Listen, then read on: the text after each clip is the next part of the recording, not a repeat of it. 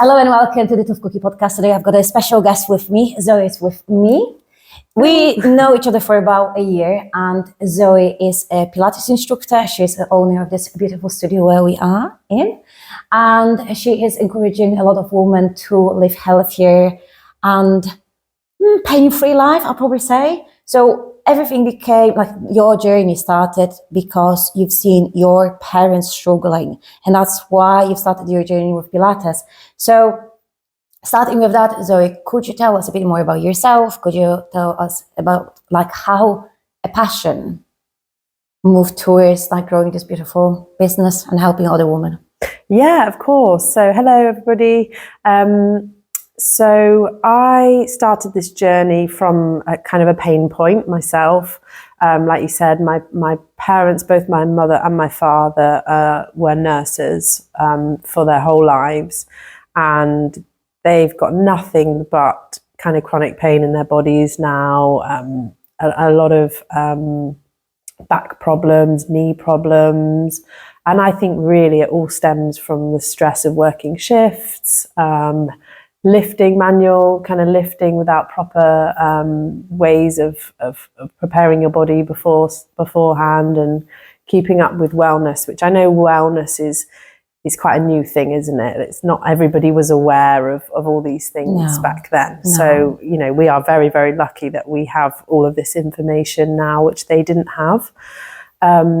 So I just found it really, really interesting when I started to move my body in a different kind of way through yoga, through Pilates, that not only did I start to feel better physically and mentally than when I was doing my HIIT training and my running. I was a big runner. But I just really found that it gave me a really good structure and balance in my life, and it kind of really regulated me. I was quite like this before with I was quite kind of all over the place, bit of a party girl. And this just gave me like a really nice introduction into the wellness world with the movement side of things. But then the movement side of things developed into really looking into like my meditation and my mindfulness and ways of navigating life in a much calmer way.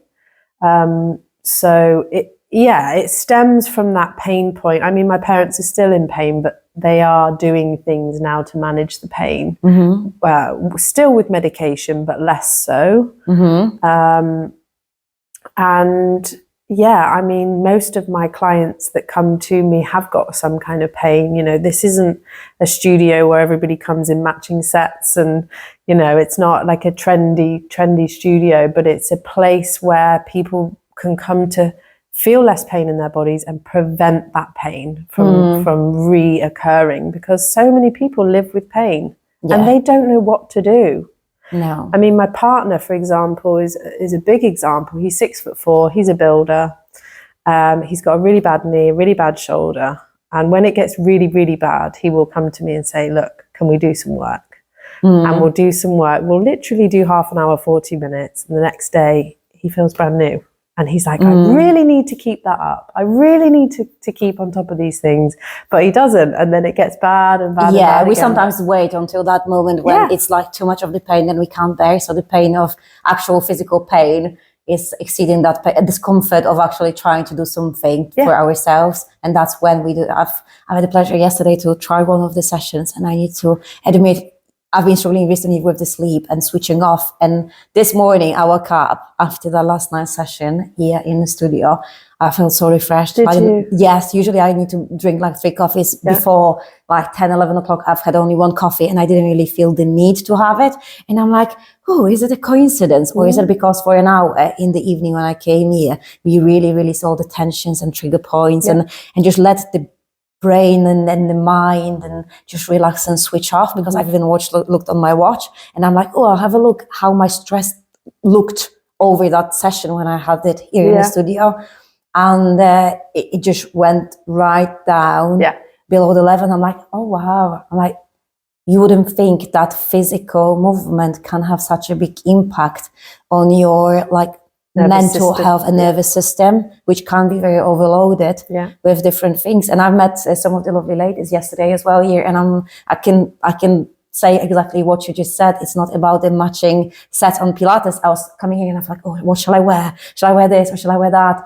And then nobody cared. No. Nobody cared. It was just very much, everybody were encouraging. I said like, oh, which space is yours? Because I know sometimes you come to the classes and you've got your space, like the people tend to come for the same time. They've got their own spaces and they like to be in their space. So I said to ladies, oh, you go first, take your space. And they said like, oh, we don't have our space. We don't do that here. And it's like, everybody is invited, you just take your space, love. And everybody look after me. And I'm like, oh, what's a amazing like feeling when you feel like you're a part of the community you never knew, but they made you feel so warm and inviting, and they share their struggles and the pains they've got and the aches and why they come here. So it shows that other side of what you said. It's not about pushing yourself, it's sometimes about regulating yourself and releasing that tension and stress and feeling that little bit better. So and probably a big part of why you feel more energized is probably you slept better. Because of all the tension that you let out of your body, you're going to sleep better. You're going to have more energy the next day. We were chatting before we started the podcast today about, if you're not getting that sleep, you can't function on a good level. You're groggy, you need that time. You need that reset in your brain of memory adjustments and healing to be able to have energy and everything. So that's amazing. It was really good. It was really good. I really enjoyed that. And I said, when I left the session, I said, like, I felt a lot lighter. I felt like somebody like took another 5 kilograms off my shoulders. It's incredible, and the mobility, it was just unreal. So it's definitely helping. Even one session, 1 hour can make such a big difference, even if fitting it inside of the week. And that's why when we were saying before the recording podcast and setting up the topics what we're going to be speaking about, I said like, what would you think about putting Pilates and mindfulness as a part of the structure for the sessions? Because I personally deliver a lot of sessions which are strength training, which are oriented of building muscles, and it's always push. So what do you think, like where do you see Pilates and where do you see mindfulness, Zoe, in this structure? I don't think people probably think I'm crazy saying this, but I don't think that people should only do Pilates. Absolutely not. Like, I also don't think that people should only do strength training. And I also don't think people should only run. I think that having a balance of all of them is really, really helpful and really important. For example, I had a man call me on Saturday, and he's ex-SAS, he's a lorry driver, he's super tight, and his father has got some hip problems now. And he can see himself ending up that way. And, I think our parents are a big thing about why we want to do what we want to do and what we want to avoid as well. But, he's happy with his lifting and all the other things that he's doing, but he needs that time to come and stretch and mobilize and open everything up. Because if we don't open it up, it's just going to tense. I think having a balance of all of those things. So in the studio, we were originally just Pilates classes, but we've now added a strength class twice a week in the mornings. We've added a yoga style class. It's actually called Breathe, Stretch and Relaxation. So it's yoga style. So we've added that. We've added some dance classes, and we're just trying to diversify, because for me, I don't want to just say, just do Pilates twice a week. By all means, it's better than doing nothing. But I mean, especially for women and women in your kind of age range and my age range, most are post-menopausal, going through menopause. You've got to have the strength in there as well. You're losing estrogen, you're losing that muscle mass, you're losing that bone density rapidly after 30, and you have got to use resistance to build that. And I mean, even me, if I don't do a couple of strength training sessions, my body just feels like it's softening, and you have got to keep it up, even if it's only 2 sets a week, 15, 20 minutes, it's so important. So my answer to that is just really trying to diversify and have a balance of things that you, one, enjoy, and two, you don't think I should be doing this, but you feel, like you said, after last night, you felt differently something from it. Yeah, definitely. And that was my another question, is like, because you mentioned perimenopausal and menopausal woman, and this is a big change, the time of the change when there is a lot of things happening, and it's mood and it's different feelings around that, more aches and pains, more inflammation in the body, more joint aches, more stiffness. So how Pilates or mindfulness, how does that help women over 40? I think it's all about regulation and flow in the body. So if you can have a better level, like menopause is very like this, isn't it? It's very up and down. People think they're going crazy sometimes. People are really struggling with their sleep, their mood, appetite, so many different factors. So I think just trying to keep your nervous system regulated and keep flow throughout your body. If you've got adhesions and knots in your body, if you've got scar tissue, all of these things are contributing factors to you having flow and regulation throughout your system. So I think things like the release class, having massage, just making sure you don't have all this congestion and stagnation in your body is really important.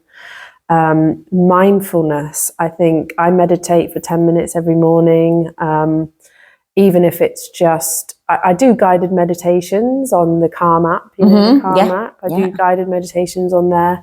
Or sometimes I will just sit and breathe and just really be in my body. And not every day is successful. And that's something you have to get quickly used to, is that you're going to have mornings, especially in the morning, where your mind is racing and you've got that monkey mind, and you have to accept that those days are going to be there, and then there's going to be days where you might have a massive breakthrough. But if you don't do it consistently, then you're never going to have that breakthrough. So yeah, I'm quite big on kind of getting people to have a bit of a morning routine, get themselves mentally prepared for the day, a bit of meditation, a bit of movement, definitely sunlight. So circadian rhythms, massive, making sure you're getting those blue light rays in your eyes in the morning. And we're solar powered, like we are powered by the sun. Why is everybody getting ill in the winter? There's so much less light, you know? So getting proper morning sunlight, moving your body, being mindful, having good family connections is very important as well. If you've got something going, or personally, if I've got something going on in my family, it throws me off completely. So trying to keep on top of having healthy relationships, I think, is really important as well. So it's not all just doing physical exercise, it's a balance of all of the things in your life that are purposeful and meaningful. Does that make sense? It does. Does that answer the question in a way? It does. It's quite holistic, is it? Because like what you just like embrace is just like very much holistic way of approaching. Like body is not just body. It's not your just strength training. It's not just doing Pilates. It's not just doing mindfulness. It's actually doing everything and making sure you've got all them elements and you're looking after yourself from like 360 perspective. And calming that nervous system as well.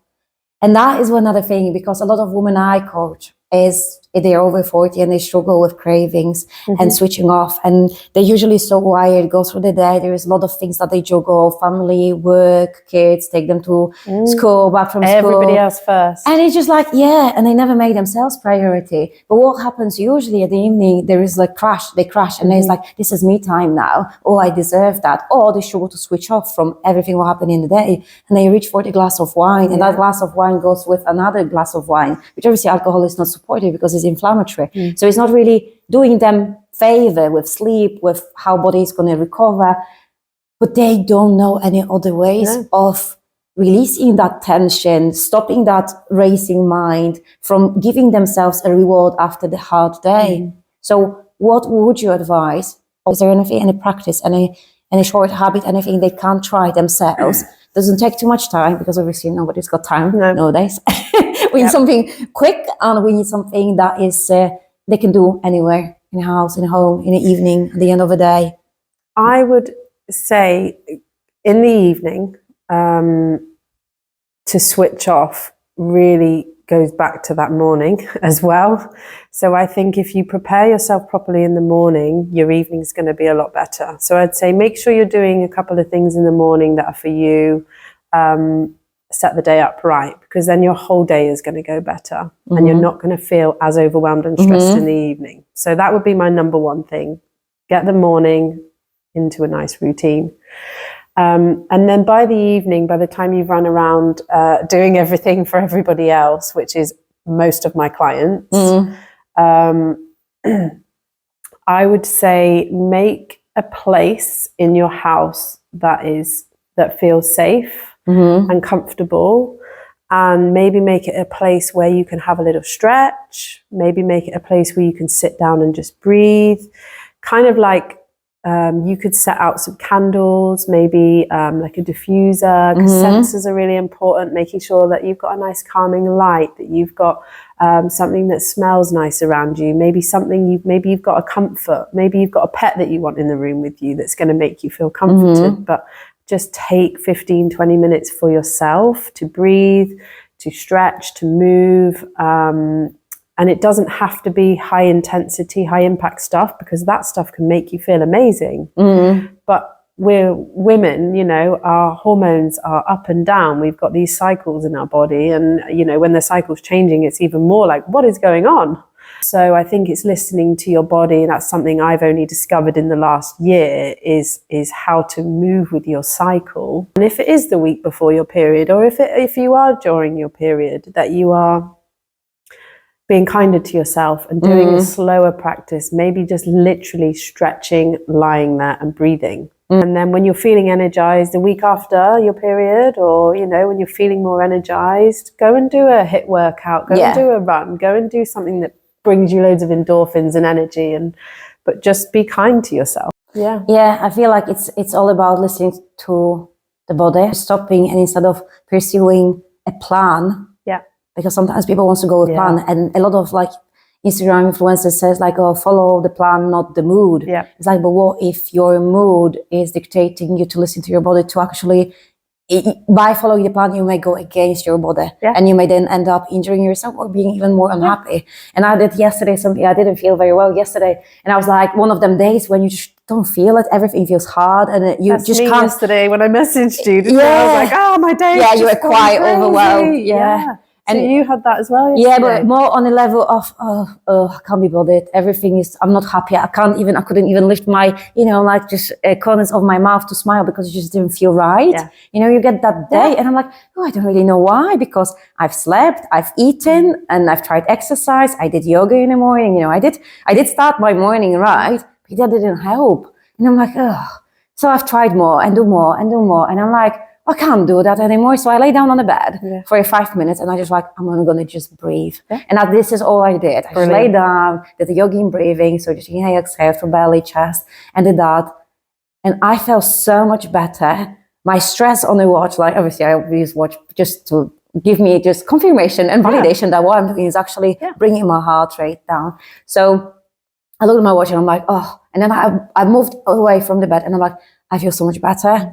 And all I needed is not to do more, not to push more, not to try more. It was the opposite. It was to stop and give yourself a rest and be compassionate, as you just said, and just step away and listen to your body. It's like, what do I really need? And I felt like, oh, I don't feel like doing anything. So I'm going to do nothing now. I'm going to give myself 5 minutes and allow myself to do nothing. Because sometimes when you allow yourself and surrender to that feeling is going to go through your body, pass through your body, and you can move. And it's like, oh, I feel better now. But you have to notice it. You can't go through life ignoring those signals. And I, for example, I've been talking to my friend this morning. She has a very high stress life, a very high stress job.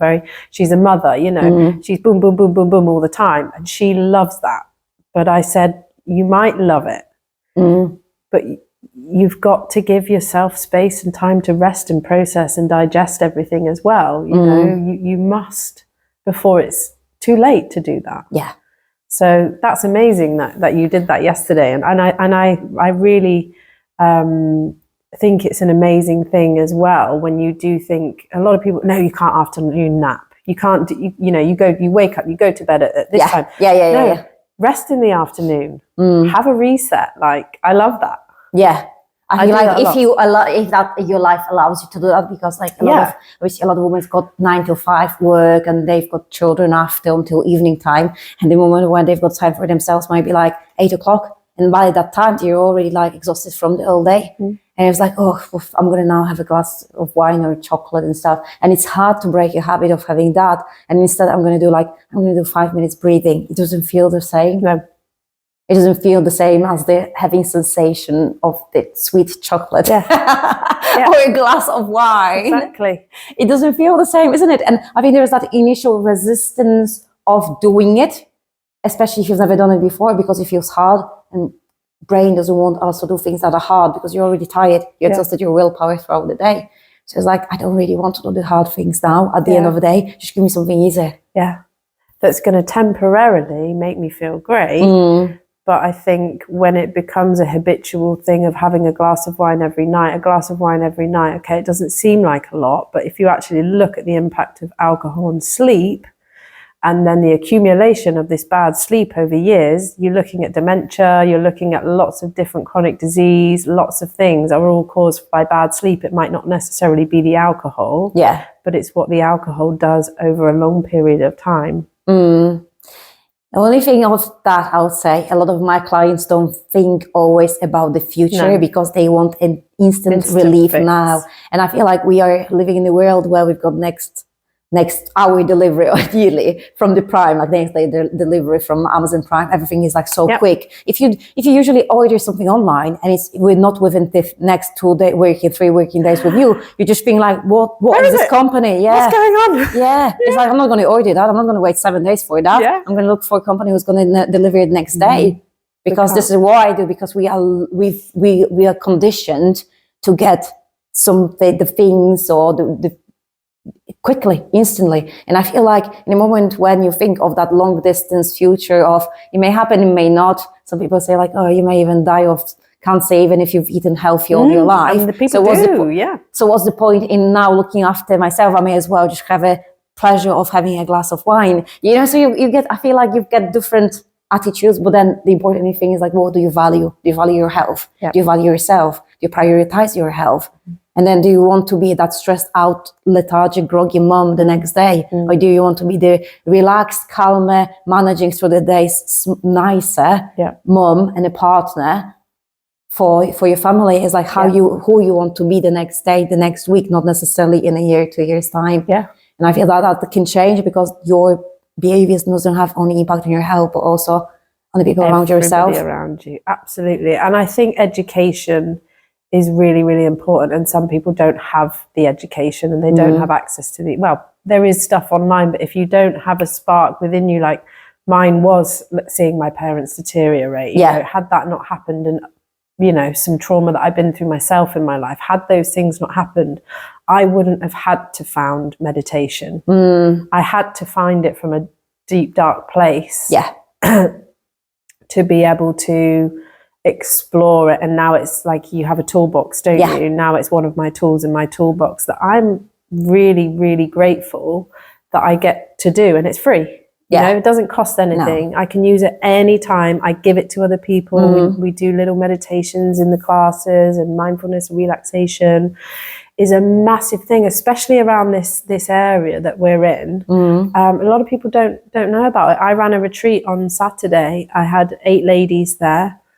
I think only one person had meditated before. It's not a big thing that a lot of people know about. And I know a lot of my clients have found box breathing. I wanted to speak about that, yeah, things like that, really, really useful. And to hear that has been absolutely amazing for me, to know that things that I passed to them, it's not, I didn't make it up, I just found it, I passed it on to them, we practiced it here, it made them feel better, they've gone and done it at home, it's made an impact on their life, in turn on their family's life. So it's lovely. Saying about, because this is what I want to say, because when it comes to short practices. Box breathing is one of the most probably popular, common things and easy to do anywhere, even in a car when you're on the lunch break and you're stressed out from work, or you're at home and kids are doing your heading and you just need something to just like, just calm yourself down. Could you tell our listeners, what is the box breathing? So box breathing is a way to really calm and ground your nervous system. It's quite instant and it's very, very easy to remember. So if you see it kind of like a box, like a square, and you want to breathe in, let's say for maybe a count of 3 or 4. Some people are going to struggle with 4 instantly if they've got any respiratory problems or anything like that. Again, it's about not putting pressure on yourself. So you could inhale for a count of 3. You could hold the breath in your body for a count of 3. Exhale for a count of 3. And then you hold your body empty of breath for a count of 3. And then you just basically repeat that process. So it's really, really easy to remember. It's a practice. So it's something that you get better at with time. So I went on a meditation retreat with some Buddhists. Yeah. And I was there for 5 days, I think. And by the last day, I was doing 6, 7, 8 holds on my counts. So like, because it was quite an intense period of time, I really quickly increased that breath. And the longer you can kind of hold and obviously focus and be mindful and present on your breath, the more you're going to benefit from it. So, I would definitely say that is a tool that anybody could use at any point. And you could do that 3 times, you could do that 10 times, just depends, if you do it 10 times, you might end up actually falling asleep. Because it's going to switch off. So it's going to relax you so much. It does relax you. And I have people fall asleep in my classes at the end all the time. And that is just a big sign that they have really allowed themselves to relax and to switch off. And it's really, really strange because like we're just a group of people sat laying on a floor and people are falling asleep. Like, people have struggle falling asleep in their beds, but because they're doing that breathing exercise and allowing themselves to surrender, they're falling asleep. I've experienced that as well. So it's one of them things, but it is a nice little tool. When it comes to other tools, when somebody feels stiff and with having lower back pain and upper back pain, is there anything they can do to help themselves? Easy things. I would say one of the best investments that I have ever made and one of the best things I've ever found. Do you mind if I just grab one? That's fine. So like one of these spiky ones. One of these little spiky balls. There's lots of different ones online. So this one's quite soft. It's got air in it. You can get ones with bigger spikes on that you'd use more for your feet. But what's really, really great about these is you can get into your trigger points, your points of tension. You can really explore with them. You don't really have to be guided as long as you know kind of where to put it and you listen to your body and it's not feeling painful and you start small and add time as you go. You can't really go too wrong with them. And the other great thing is they're really small. You can pop them in your bag. You can take them traveling. Every time I go to another country, every time I go for a weekend, one of these is with me. Do you? Yeah, because I know that I'm going to be sat in a car. I know that I'm going to be on an uncomfortable bed, and it means that I'm not taking my mat with me. I'm not taking this. It's just this, literally, and it comes everywhere with me. And I just take that time to just release. Because that's a good idea. Yeah, but because I'm so aware of my body, and you will be as well, anybody really that's in the fitness industry teaching about the body all day, because you're very aware of your body, when it doesn't feel right, you're very aware of that. So if I feel stiff, then your average person might just be like, oh, I feel a bit stiff, but I'm very like, oh my goodness, I need to do something about this. Like I'm stiff, like my shoulder. I need to release, like I need to just do it. So I would highly recommend one of these balls. You can get them loads. If you go on a physical, a physio supplier or physical company, Amazon, there's loads of different places you can buy them from. And yeah, I would say that's one really handy tool. Other than the breathing exercises, journaling's great. Get it, even if it's just making a plan for the rest of the week because you feel overwhelmed. Write it down. Don't you find when you've got a plan, it's just even more overwhelming? You see all the sometimes, things. Sometimes, I think when it's like when you're having one of those days where you're like, oh my goodness, I need to get it all out, and then you're like reading through it, and you're like, oh my goodness.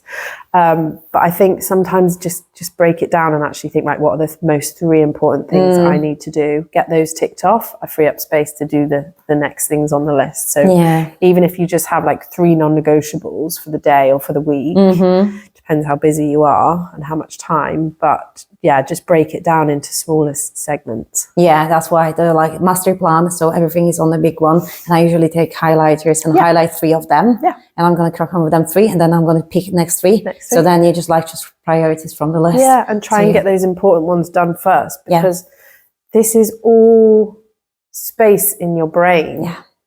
And the longer you leave, it's like we all leave those really annoying admin jobs for as long as we can. Speaking about yesterday. Yeah, exactly. But actually, if you just did that job, if you just got it ticked off, it's easier said than done, but if you just got it ticked off, that might be 3 months of space in your brain that you don't have to think about that one thing. And it's probably going to take you 5 minutes. But it's going to take 3 months of thinking about it and stressing about it, when really, if you could just spend those 5 minutes, do it, done. I've heard once a rule, if it takes you less than 10 minutes, do it straight away. Don't put it even on the list, just do it. Just do it. That's a good, I didn't know that one. I'm going to take that one. I've heard that, and I'm like, is that asking a question, is that going to take me less than 2 minutes? Yeah, do it. And it's like, done. And move to the next one. Yeah. Because obviously, as you said, it's freeing up, and then it's less tension, less overwhelm, less stress on the body as well. So it's easier to go through the day with the other things. Sorry. I know what I wanted to ask you. Yeah. Reformer, Pilates. Yeah. Because now it's so popular. Matching sets, going to those Reformer Pilates class. And I had one of the ladies who used to be my client, and she had a slip disc. And after slip disc, she went on the Reformer Pilates classes, which didn't help at the beginning, because obviously they can be quite a lot.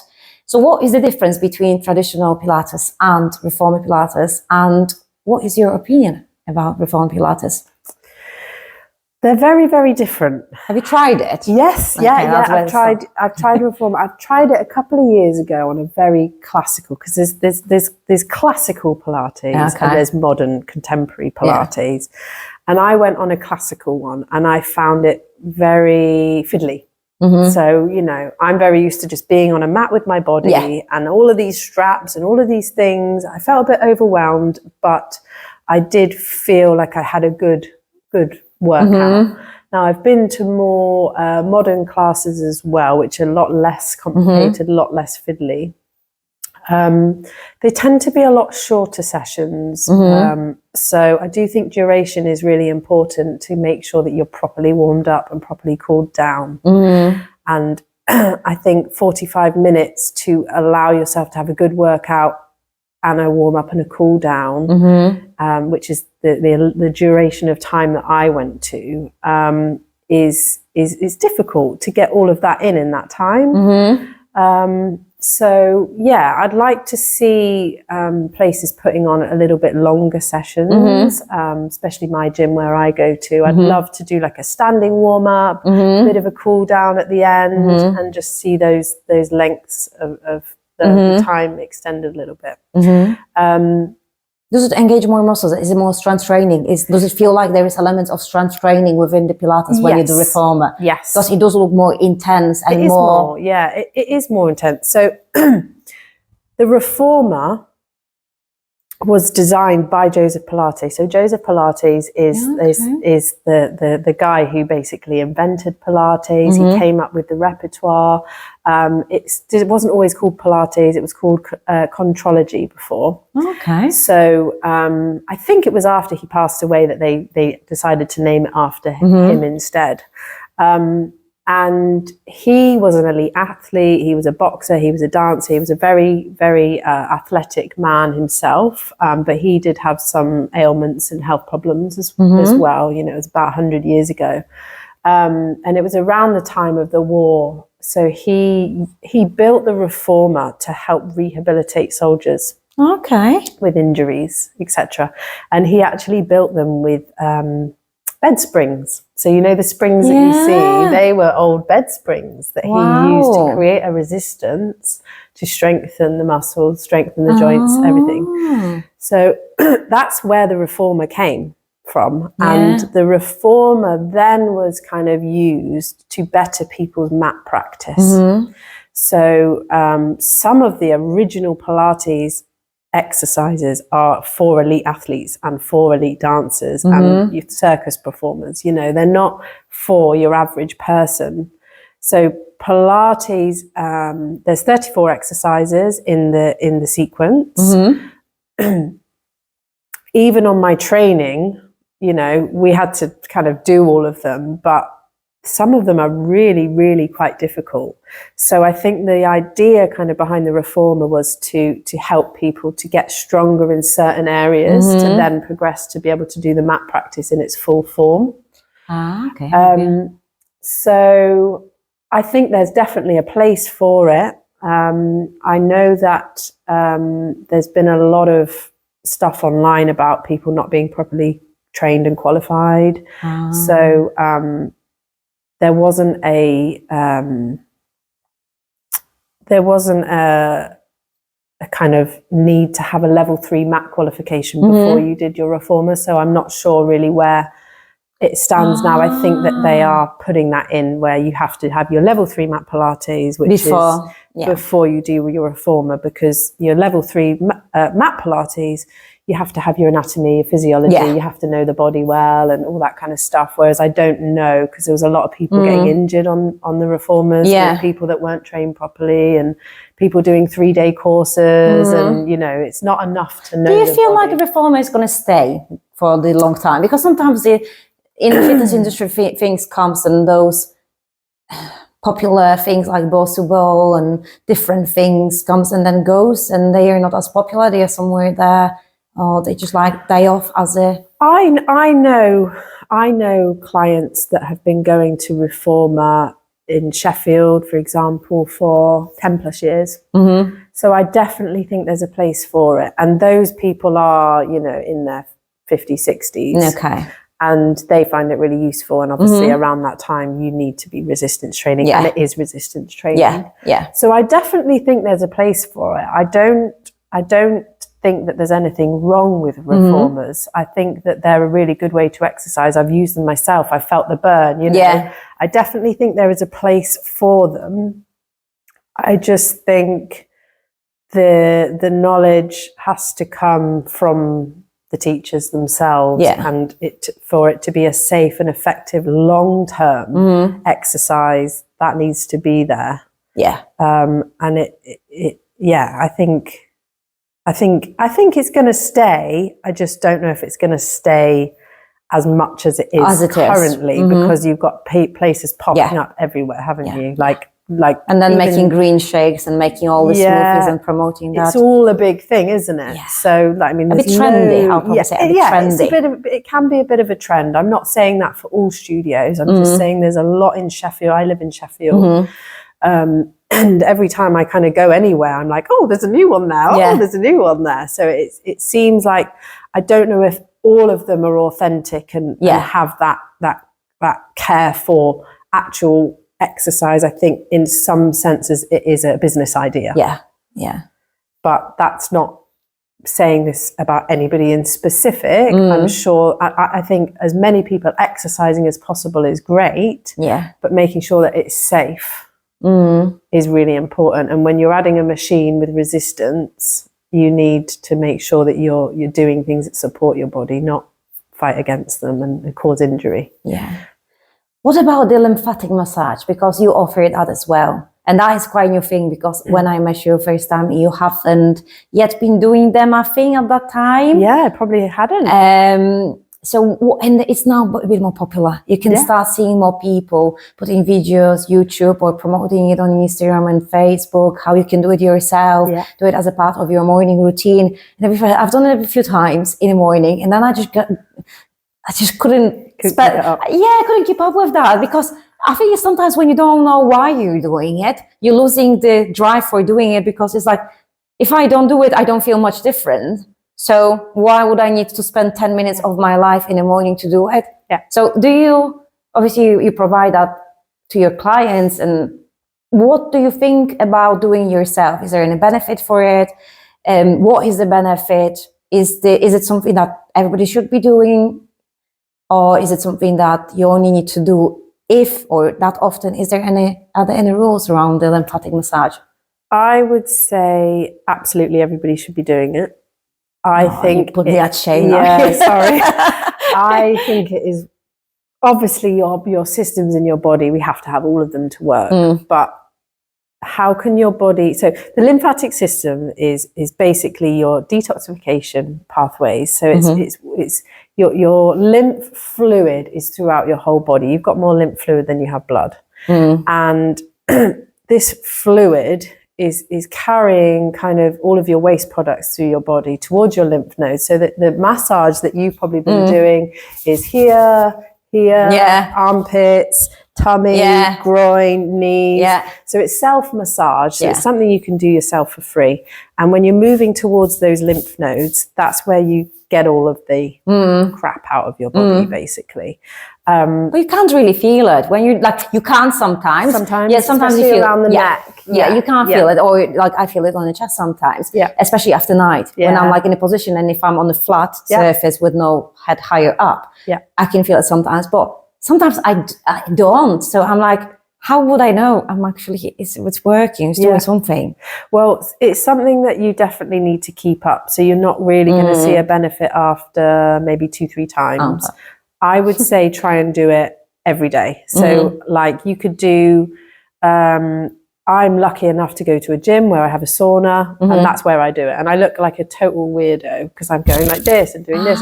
But also the sauna really supports lymphatic drainage as well. So I think, right, I haven't got that much time all the time to do it. So that's when I definitely do it, when I'm in the sauna. I try and do it when I go outside and get my morning sunlight. If I have time, I'll stand in the garden and I'll do all my massage. And, you know, it can take anywhere from a minute to 5 minutes. It's not a long time.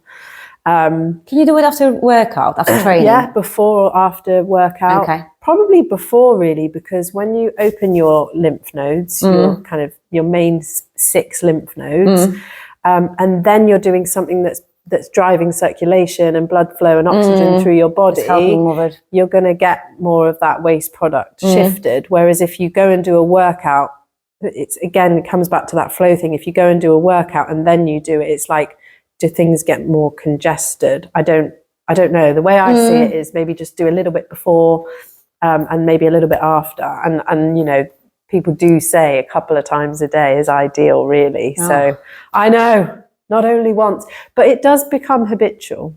And I know I sound poorly at the moment. I came down with something a few weeks ago, but before this, I haven't been ill for years since I found the lymphatic system and started learning about it and started doing and I used to be poorly quite a lot. So I kind of fell off track with things a bit, and I've got ill. And I think, is that something to do with the fact that I wasn't doing it every day like I had before because I had added stress and added pressure?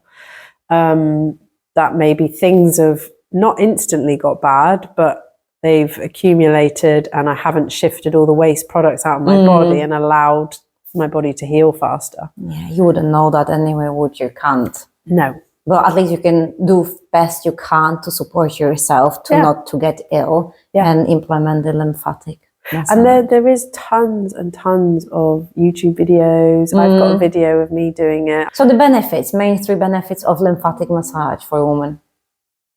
Energy, increasing energy. That's it. Yeah, a better immune system. So getting sick less, having more energy, clarity as well, like brain fog. It's really helped with brain fog.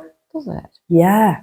Yeah, it's got loads and loads of benefits. So that's your self-massage, but I do manual lymphatic massage as well. So that's where I'd have somebody on a bed.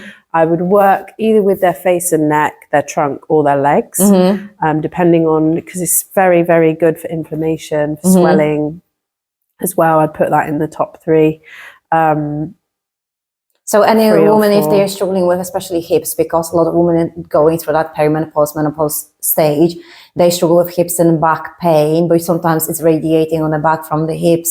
But usually it's like hips, because it goes all around the ovaries, and obviously hormonal changes affects that pain in the joints. So lymphatic massage would be something that would help with decreasing inflammation and easing off. You could go and see a massage therapist, but I think personally you can do it for free yourself. If you've got a specific area, like, a lot of people have swollen ankles, maybe that needs a little bit more in depth. But I think if you can find a morning routine that you can do every day, it's not going to be overnight. Nothing really comes like that, does it? It's like Pilates. You're never going to notice a big difference after a week. It's after 6 weeks. You're you need to give it time. Yeah, you need to give it time. Yeah. What do you recommend any of the equipment for it? Sometimes you can see people like using them wooden rollers and things too. Yeah, a simple brush is good. Just dry brush. Dry brushing. Your lymph is literally just underneath your skin. You don't have to press hard. I was quite surprised, because I used to I've got a gua sha, and I was like pressing that much on my face that it was like all swollen. And my sisters are like, "Oh, don't do it. It's like it's so gentle." And I'm like, But then I've looked into it, and it's like lymph is consistency of the milk. Is that true? That it's thicker as well? Yeah. So it's like it, and I'm like, ooh, now I can kind of more visualize it. So rather than now putting a lot of pressure and hurting myself, now that is it, making it more therapeutic. So I always try and say, like, stick as low cost as possible, because I'm sure, like if you're anything like me, I have spent so much money on devices and expensive ways of doing things and my wellness and But generally, if I actually think about the things that are most beneficial, is my breath work, my lymphatic drainage, and moving my body and getting out in the sunshine, and all of those can be done for free. So within probably about 10-15 minutes if you add it all together, because sometimes I think the biggest problem is not necessarily cost, it's the time is cost, because people rather pay for supplements that they can take in a second than spend 10 minutes doing breathing lymphatic massage, because it costs time and energy. Whereas if you take a tablet, if you take a pill for energy, if you take something for it, it's just less of the effort, and I think it's more effortless. So it's like, is that what is easier? But if you realize, like, it doesn't have to be long, it can be 10-15 minutes. 10 minutes. It doesn't have to be any more than that. Definitely not. So there is things, vibration plates. What are the vibration plates? It's just, you seen, like, they've got some in gyms as well sometimes. It's just to move the lymph. Because the lymph doesn't, it's not like the heart, it doesn't have a pump. So it relies on vibration, movement to shift and move around. So even star jumps, could you, like jumping jacks? Because I've seen a lady lifting arms up, down, or doing heel raises. So heel as raises they are great. drop heels down. But the main thing is to open those nodes first. Of course. Open the nodes, then move. So no, I don't think it has to be expensive or complicated. Rebounder trampolines, those little trampolines, they're great as well. So it doesn't have to be complicated or expensive to feel a difference. And what is your perfect morning routine? So how much time does it take, and what do you do? Like, what is your non-negotiable in the morning? It's funny you say this, because I've actually run a workshop on morning routines over the weekend. And I have like a menu of 5 different things. And the first one is meditation, because that's what I do first. That's a non-negotiable. I will do that in bed. Okay. If I'm not going to, if it's a good drizzly day like this, it's winter. Again, I don't want to put barriers in the way that are going to stop me from doing it. So I will meditate in bed before I even get up. And do you use guided meditation, like a lot of the time? But sometimes not. Sometimes I'll just breathe. My second thing is sunlight, morning sunlight. So if it's the summer, if it's springtime, I go outside and meditate. So 5 to 15 minutes of natural When light. it's like that and it's rainy, Doesn't windy matter. and stormy, you still go Doesn't out. matter, yeah. And if you're waking up before the sunlight, which a lot of people are, a lot of people are in the office before the sun's properly Indeed. come up, it's really important to get as many overhead artificial lights on as possible. So just make it bright wherever you are, and then when you have the opportunity, get outside and get natural light. I'm really lucky. When I drive to work, the sun is always on my right hand side where my window is. So I always have my window down while I'm driving, because the window actually blocks the light rays. It does block, So that's my second thing. So meditation, morning sunlight. Third is lymphatic drainage. We just spoke about it.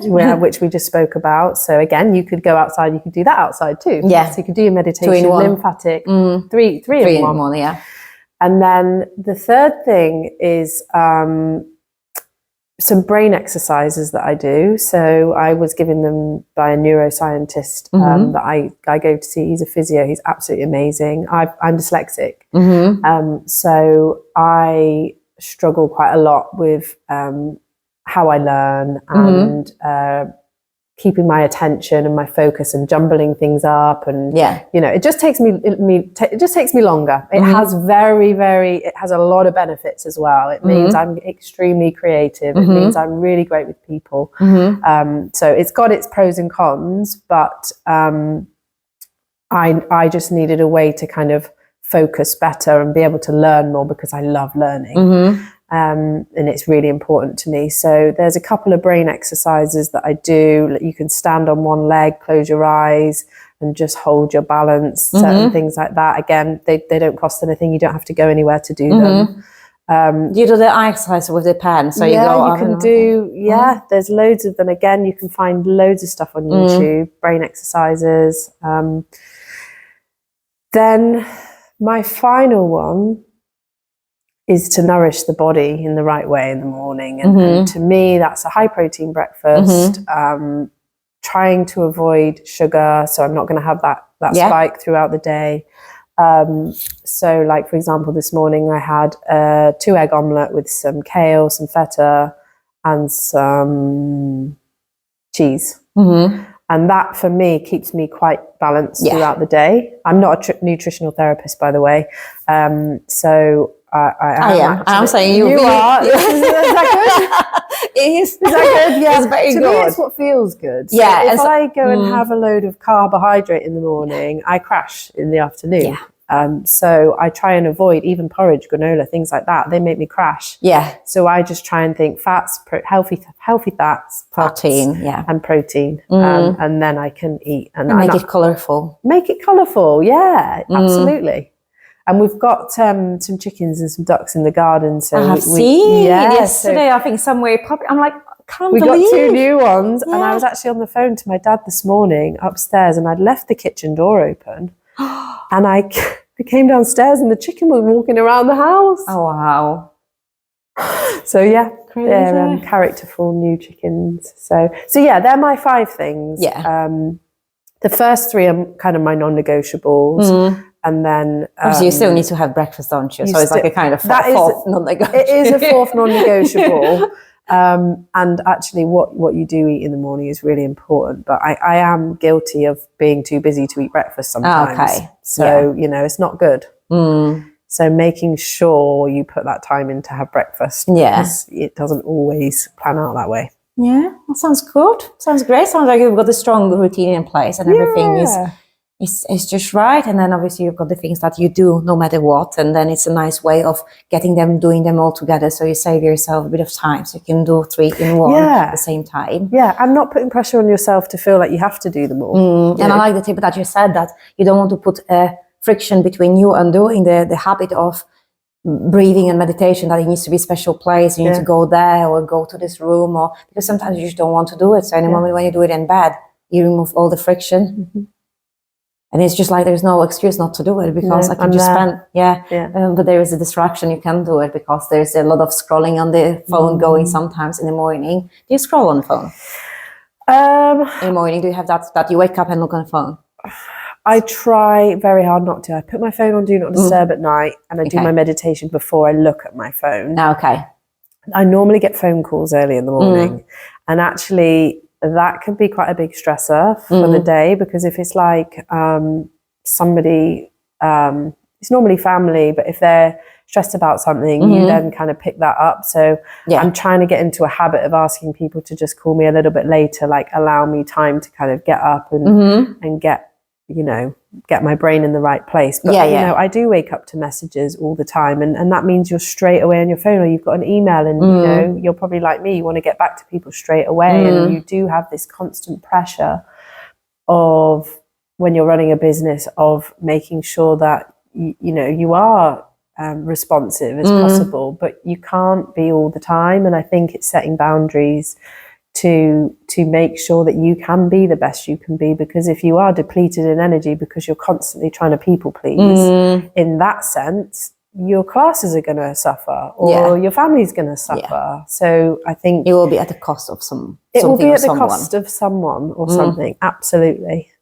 So yeah, I think a lot of us that are in this fitness industry, everybody thinks it's so lovely, and you know, you're just turning up and you're doing this, but no. The main thing is not the teaching; it's the admin time and the and all the other stuff that comes with it. Somebody messaged me last week, and the lady said, she's like, I don't know how you do it. With being in the group chat all the time, answering questions, I don't know how you do it. And I said, like, oh, I'm running 3 groups. I said, I used to have more. Now I've got only 3. So I'm like, I'm managing better now than I used to. But then when I think from the perspective, I'm thinking like, oh, that is quite overwhelming, or maybe like overstimulating, and constantly like putting in that alert state, and where the nervous system is like, oh, what's that? Oh, is there anything? Or is it, you kind of get into that overdrive state, and that might be not, it may not feel like it, but once you like step back and realize like, oh, actually, it may put a bit of pressure on my nervous system, maybe a bit too much. But that's why I've got the 2 separate now numbers, business number and the WhatsApp. Yeah, I need to do this. So it's a WhatsApp separate for the business, where you can put the reminders. I will reply. In fact, when I messaged you back, actually, it said, oh, you know, these are my working hours. I definitely need to talk to you about that. Yeah. It's been a life changer. Yeah, game changer for you now. So I'll tell you how to do it. Yeah, because I set up the booking system, and that has been a huge change for me, because I was like you, I was running 12 different WhatsApp groups. Yeah. And managing bookings like that, and people cancelling last minute, and can I move here and can I move there, and you're constantly. I remember when you said last time that to me. You were all the time. I was really overwhelmed. I was really overwhelmed, and I think people think, oh, it's only me. I'm just going to ask this question and move my booking. But then when you don't realise, when you've got a lot of clients, and you might have 5 or 6 of those in a day, it adds up. And you might be in the middle of some important admin that you're doing, you're writing a contract or something, and then you get this message, and it's like it throws you off for what you were doing completely. So just having a system in place has been a really big game changer for me. I mean, it's still got, you know, you're still working in progress. I'm still working on it, but it has freed up a lot of time and space to spend more time on your new degree that you're going to be doing. I haven't started yet. So I've been doing a bit of reading and stuff, but I needed the time first to free up time to study. Yeah. Looks exciting. Yeah, and I can't wait to share it. That's along the way. That's going to be another podcast. We're going to do more on the nutrition side and what you've learned. Yeah, absolutely. Or something like that. I feel that is it. So do you have anything else that you would want to share? Do you have any closing thoughts? Anything you want to share? Well, I know we've covered so much. That's okay if you don't. But if you, I think we've covered a lot. But the only thing that I would say is, if you know you're really stuck and you're wanting to find your thing, just start going out there and trying lots of different things. And if you do try a class, or you try something and you don't like it, don't let it put you off, because there's so many brilliant teachers out there that in strange little places, and you've only got to find that one person that you can click with, and you might be with them for 5, 10, 15 years, and it will put years on your life. It will change your life, and it will change your family's life when your life changes. So it's like that ripple effect. Yeah. So my advice is just, really diversify and explore what aligns with you, and just don't put too much pressure on yourself and just try and enjoy it. Yeah, that's lovely. And then, of course, your place is always welcoming new absolutely members. We're putting more classes on all the time. So we're just trying to diversify. We're trying to put fun, exciting classes on as well as the slower paced classes. So this is for everyone. As long as you can get upstairs. Unfortunately, there are stairs. It's quite it's quite a climb. It's a bit of a climb up the stairs, but I call that the warm up. That sounds about right. Yeah, but I have clients anywhere from it kind of starts around 28 right up to 75. Yeah. So no matter the age, everybody's welcome. Doesn't matter. Everybody's welcome. And it's got a really nice community as well here. Like we have walks, we're doing a Christmas party. A lot of people have made friends, and some of my clients even go on holiday together. Oh, wow. They go out, they do drinks, and lovely. I think a lot of those people that have made friends and are making these connections are people that have retired and they're kind of like looking for something new and something to be part of, because when you lose that work, if you're in a team and you lose that, you think, oh, it's amazing to be retired, but when you lose that sense of community, it's quite lonely. It can be quite lonely. Yeah.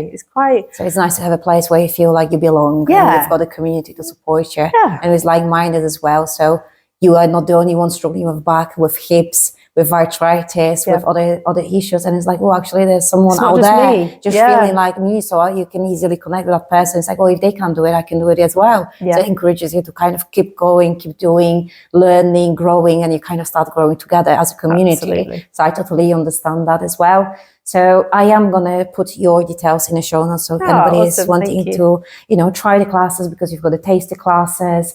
And after I've tried them yesterday, they were lovely. I'm trying one today as well. So I'm so excited. We're going to do a class after this, aren't we? Thank you very much for sharing your expertise and your journey and all the lovely, just the vibe around supporting other women in our local community. So I hope your business is going to be growing.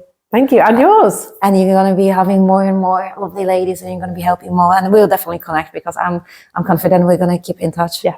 Awesome. And we'll also put something together, either podcast or something more exciting. Yeah. Thank you very much for your time, Zoe. Thank you. Take care. Bye.